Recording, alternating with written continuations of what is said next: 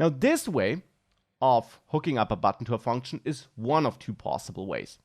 We have our function here, our named function inside of stateless widget, and then we connect it here to onPressed. Now another way of solving this would be to use an anonymous function.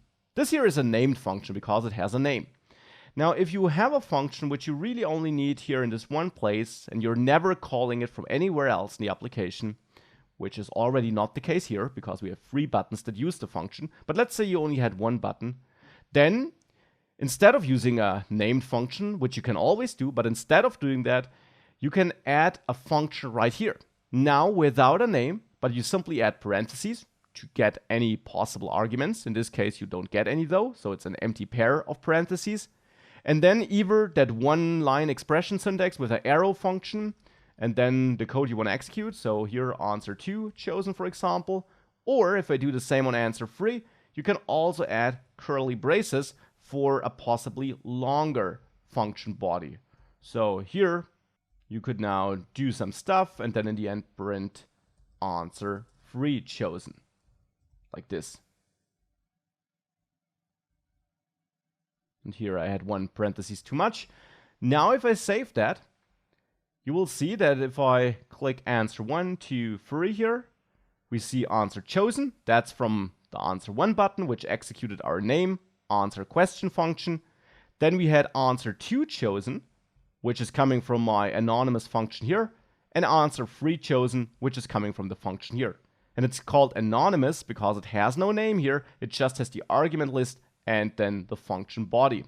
Now, an anonymous function always is a good idea if you never need to call it from anywhere else in the code, because you can't call it from anywhere else, it has no name, but you don't need to, well, define it up here if you only need it in one place. So these are 2 function syntaxes which you will also see throughout the course.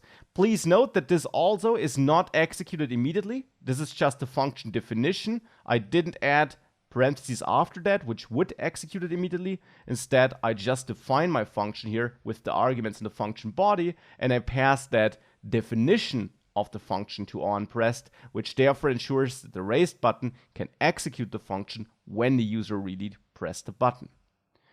So that's a lot of fun with buttons and functions, and it's a crucial building block of Flutter applications, because in your typical application, of course, you do interact with the user and you want to give the user some chance of interacting with the application. And that requires, well, exactly what we learned here.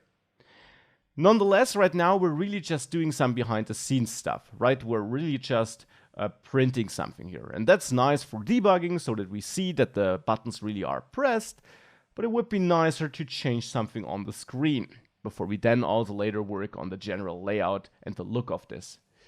And that is exactly what we'll do next. Let's make sure that something changes on the screen when we press one of these buttons.